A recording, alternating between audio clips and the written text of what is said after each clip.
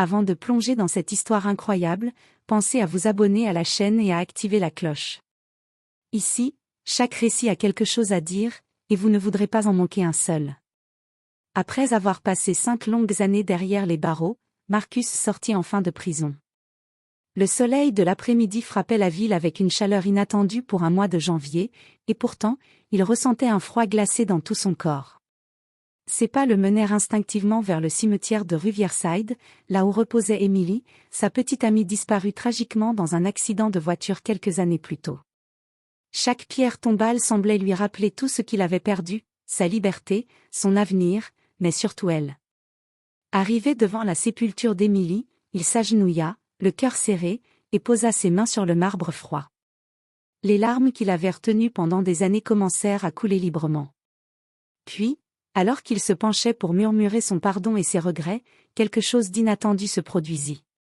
Son regard tomba sur un petit carnet, soigneusement posé sous une pierre décorative à côté de la tombe.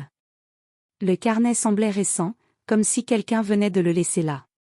Intrigué, Marcus le ramassa et l'ouvrit avec précaution.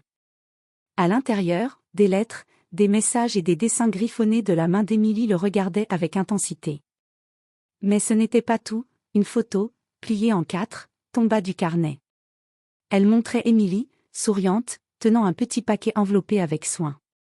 À ce moment précis, une vérité qu'il n'aurait jamais imaginée frappa Marcus comme un éclair. Emily avait préparé quelque chose pour lui, un message destiné à ce jour précis, celui où il reviendrait. Son cœur battait à tout rompre, partagé entre douleur et un sentiment de connexion surnaturelle.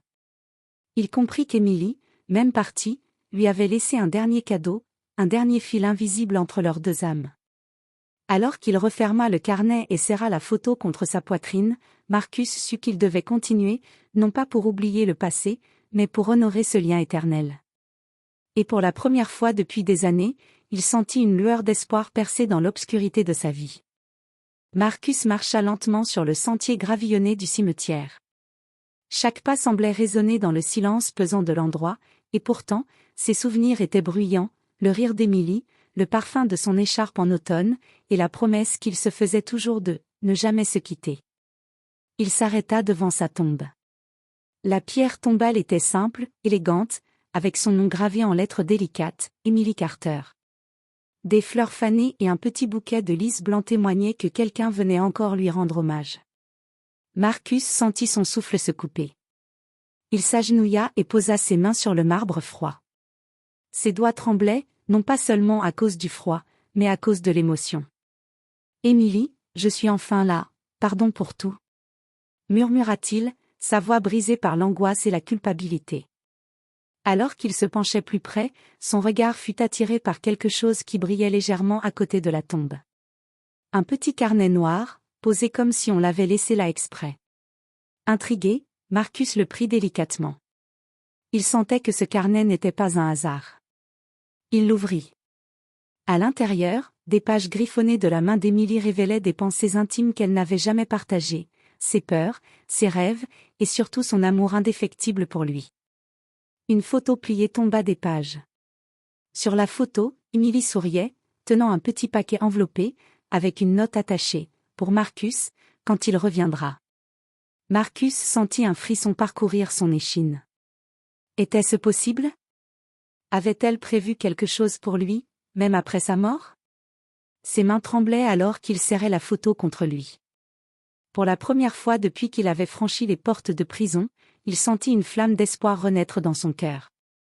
Mais alors qu'il se redressait, un bruit derrière lui fit écho dans le silence. Un léger craquement de pas, presque imperceptible. Marcus se retourna brusquement. Personne. Le vent soufflait à travers les arbres, mais il avait eu l'impression qu'un regard invisible le suivait. Quelque chose lui disait que cette visite au cimetière n'était que le début, que le carnet n'était pas seulement un souvenir, mais une clé pour quelque chose de bien plus grand. Marcus rentra chez lui, le carnet et la photo serrés contre sa poitrine. Son petit appartement semblait soudain étrangement silencieux, comme si le monde retenait son souffle. Il s'assit à la table de la cuisine, ouvrit le carnet à la première page et commença à le lire attentivement. Chaque mot d'Emily vibrait d'émotion et de clairvoyance. Elle y racontait leur rencontre, leur amour, et surtout, un secret qu'elle n'avait jamais pu lui révéler de son vivant. Dans les dernières pages, elle mentionnait un lieu précis, caché dans la vieille maison familiale de sa mère, avec une note énigmatique. Marcus, si tu lis ceci, c'est que tu es revenu. Ce que je t'ai laissé n'est pas seulement un souvenir, mais un chemin suit les instructions page par page, et tu comprendras ce que j'ai toujours voulu te dire. Marcus sentit son cœur battre plus fort. Il connaissait cette maison, abandonnée depuis la mort d'Emily, elle était restée vide pendant des années. Et pourtant, maintenant, l'idée de s'y rendre le remplissait d'anticipation et d'appréhension. Le carnet continuait, détaillant un code étrange, mélange de dessins, de chiffres et de symboles, qui semblait indiquer un endroit précis dans la maison. Marcus comprit rapidement que ce n'était pas un simple carnet de souvenirs. Emily avait planifié quelque chose pour lui, quelque chose qu'il devait découvrir seul. Le soir tombait lorsque Marcus prit la route vers la maison abandonnée. La pluie commença à tomber, fine et froide, mais il ne ralentit pas.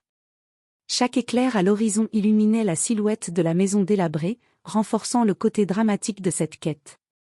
En entrant, l'odeur de poussière et de bois ancien lui piqua les narines.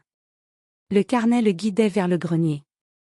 Là, derrière une vieille armoire recouverte de toiles d'araignée, Marcus découvrit un petit coffre métallique, scellé mais intact. Son cœur s'emballa. Il savait que ce coffre contenait quelque chose d'important, quelque chose qu'Emily avait voulu lui confier depuis longtemps. Il ouvrit le coffre. À l'intérieur, il trouva plusieurs objets, un collier en argent, une lettre pliée, et un petit appareil électronique avec un mot griffonné dessus. Marcus, appuie sur le bouton quand tu seras prêt à me retrouver. Le mystère prenait une tournure presque irréelle. Emily semblait lui parler depuis l'au-delà, préparant une série de révélations qui changeraient sa vie à jamais. Marcus sentit un mélange de peur et d'excitation. Il posa son doigt sur le bouton, hésitant, mais une force intérieure le poussa à appuyer.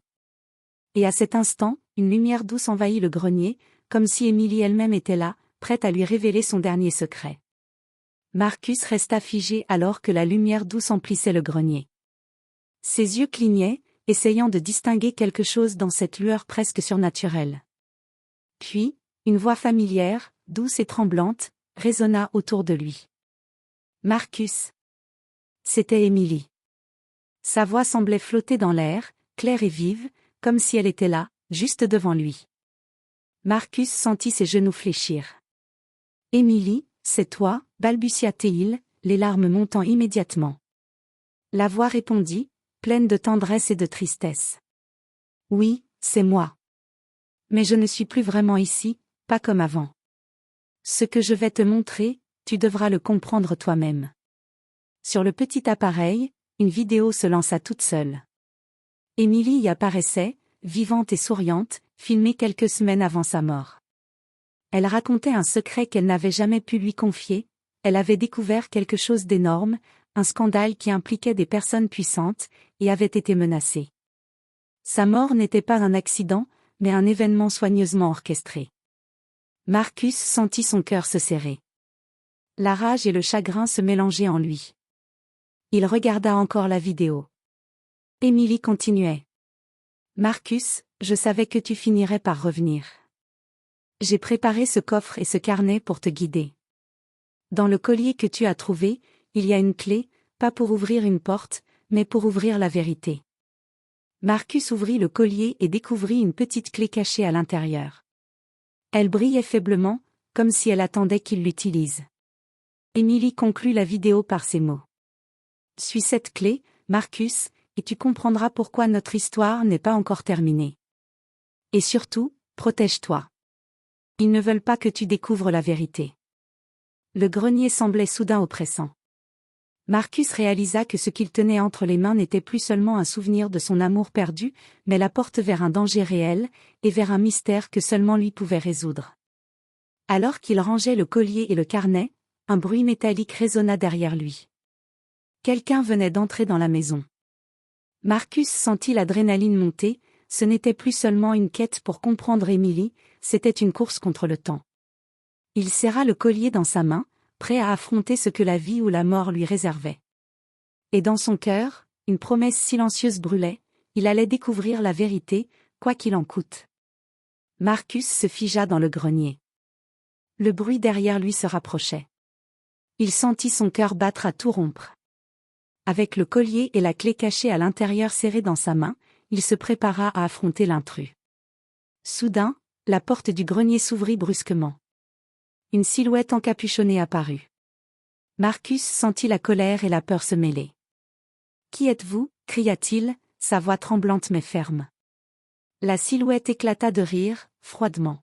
« Tu ne devrais pas être ici, Marcus. » La voix était sinistrement familière. Puis la capuche tomba, c'était le propriétaire de l'entreprise où Emily travaillait, l'homme qui avait orchestré sa mort pour protéger ses secrets. Marcus sentit une rage déferler en lui. Emily n'était pas morte par accident, elle avait découvert un scandale financier massif, et cet homme voulait étouffer toute preuve. Mais grâce au carnet, au coffre et à la vidéo, Marcus détenait désormais toutes les preuves nécessaires. D'un geste rapide, Marcus sortit le collier et la clé. Il déverrouilla le petit coffre une dernière fois. À l'intérieur se trouvait un disque dur crypté, contenant tous les documents, vidéos et messages qui prouvaient la culpabilité de l'homme. Marcus l'attrapa et fit face à son adversaire. « C'est fini », dit-il calmement mais avec une détermination glaciale. Emily ne méritait pas ça. Et moi non plus. La silhouette recula, réalisant qu'elle avait été piégée. Marcus sortit du grenier, le disque dur en main, et se dirigea vers la police avec toutes les preuves. L'homme fut arrêté, et le scandale éclata dans les médias, révélant la vérité sur la mort d'Emily. Après cette confrontation, Marcus retourna au cimetière. Il s'agenouilla devant la tombe d'Emily, le cœur à la fois lourd et apaisé. « Tu avais raison, Emily, notre histoire n'est pas terminée. Merci de m'avoir guidé. Je vais honorer ta mémoire. » Alors que le soleil se couchait, une légère brise caressa Marcus. Il eut l'impression de sentir Emily près de lui, comme si elle lui souriait, satisfaite et libre. Pour la première fois depuis des années, Marcus sentit une paix intérieure profonde. La vérité avait été révélée, la justice avait été rendue, et l'amour qu'il portait à Emily, bien que perdu dans le monde physique, continuait de le guider, pour toujours.